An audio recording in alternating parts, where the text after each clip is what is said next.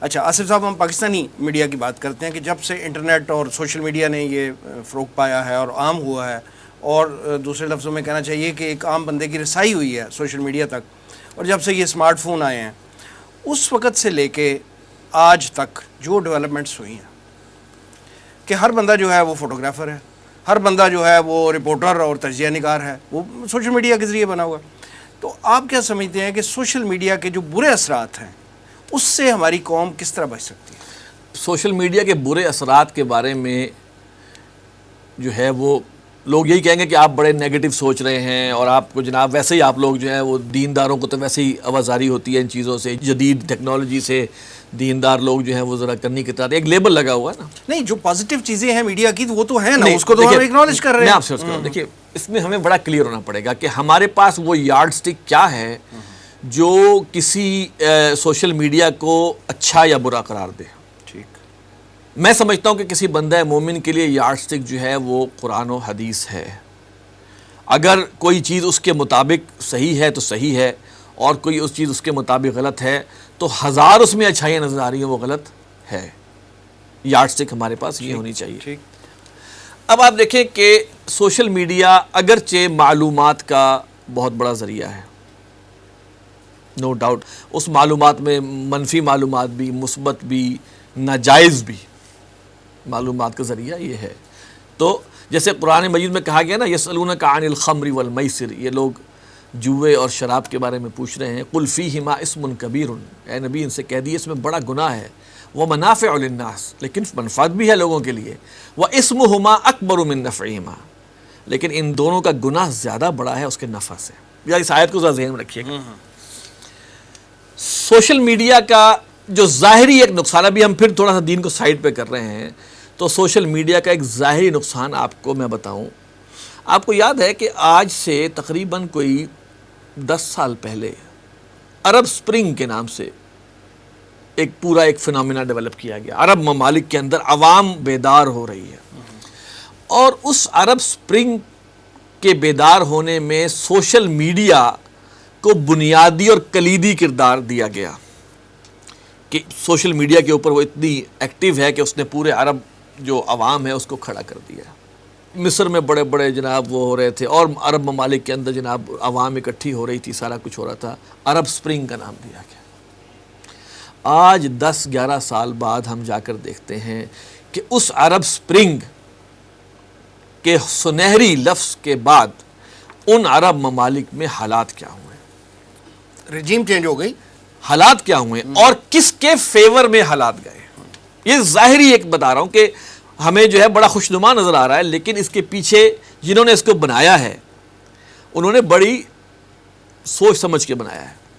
اچھا، اور انہوں نے فائدہ حاصل کیا ہے. اب آتے ہیں ہم تھوڑا سا دینی ٹچ کو لے کے آتے ہیں. دیکھیے بے حیائی کے حوالے سے ہمارے قرآن اور حدیث کا جو سٹینس ہے وہ کیا ہے. ایک حدیث کیا ہے، ان لم تستحی فاصنع ما شئت، تو بے حیا ہو جا پھر تو جو چاہے کر. گویا بے حیا ہو جاؤ پھر تم کچھ بھی کر سکتے ہو. پھر ایک جگہ الحیاء من الایمان، حیا ایمان کا حصہ ہے. سب سے بڑا پرابلم جو نیگیٹو آتا ہے کہ سوشل میڈیا استعمال کرنے والا بندہ بد نظری کا شکار ہوتا ہے چاہتے نہ چاہتے ہوئے، چاہتے نہ چاہتے. جب بد نظری کا شکار ہوتا ہے تو کیا اس کا ایمان اس سے تقویت حاصل کرتا ہے کہ ایمان کمزور ہوتا ہے؟ ڈیفینیٹلی ایمان کمزور ہوتا ہے.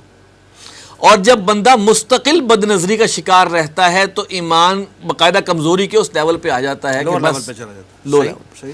اب حدیث کیا ہے کہ جب تم کسی برائی کو دیکھو اپنے ہاتھ سے روکو، اس کی استطاعت نہیں رکھتے زبان سے کہو، اس کی استطاعت نہیں رکھتے دل میں برا جانو، اور یہ ایمان کا کمزور ترین درجہ ہے.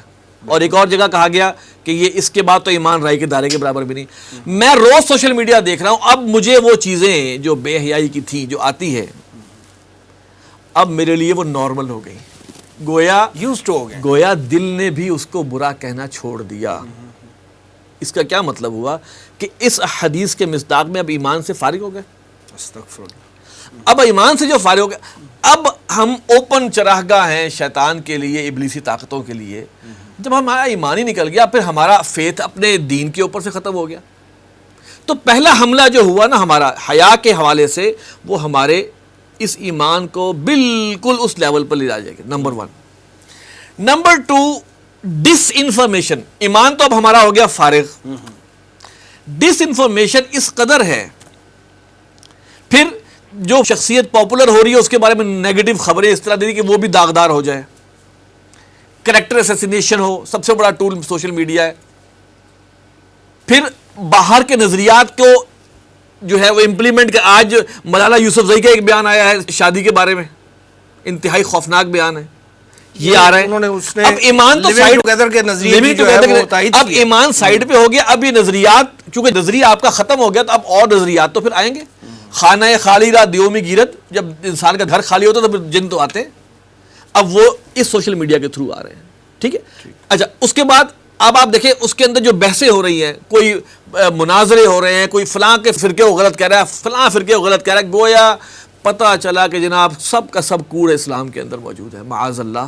آج یہ اہل علم حضرات بھی آپس میں آج کل بڑے وہ لگے ہوئے ہیں، فلاں کا فرقہ غلط، فلاں کا فرقہ غلط، تفریق بھی ہو گئی، اتحاد بھی ختم ہو گیا۔ اس سے آگے بڑھیں، یعنی کہ ہم بے حیا بھی ہوئے، ہم ایمان سے بھی گئے، ہم نے اوروں کے نظریات بھی لے لیے، ہم آپس میں بھی بٹ گئے، آگے چلیں۔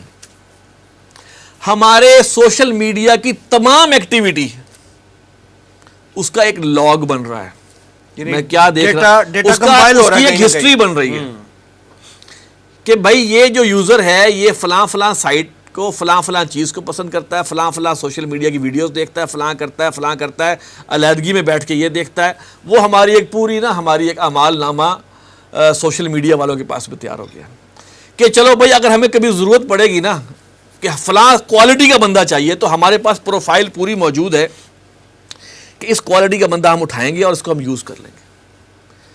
تو اس نظر سے ضرور دیکھا جائے، معلومات کے خوشنما بینر کے تحت حملہ کہاں کہاں ہو رہا ہے۔ آج دین کا جس لیول پر مذاق اڑایا جا رہا ہے، ہم اب ٹھنڈے ہو کے بیٹھے ہوتے ہیں۔ اللہ کے قانون کا مذاق اڑتا رہے حکومتی لیول کے اوپر، ہمیں کوئی مسئلہ نہیں ہوتا۔ تائید کرنے والے بھی علماء بیٹھے ہوئے ہیں اور وہ سوشل میڈیا ان کو بھی دکھا رہا ہے۔ اب ایک خوفناک ٹرینڈ آنا جو شروع ہوا، جس سے کہ مزید واضح یہ ہوتا ہے کہ یہ کس کا ایجنڈا ہے۔ معافی چاہتا ہوں، بات لمبی ہو رہی ہے لیکن ضروری بات۔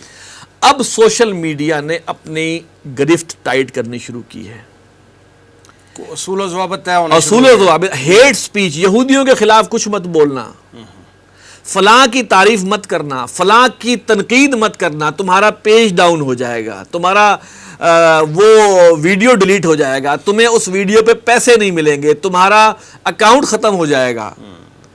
اب آہستہ آہستہ وہ چاہ رہے ہیں کہ لوگ جنہوں نے لازم سمجھ لیا ہے کہ ہمیں اس سوشل میڈیا پہ رہنا ہے، وہ اپنی رائے عامہ کو ہمارے مزاج کے مطابق شیپ کرنا شروع کر دیں۔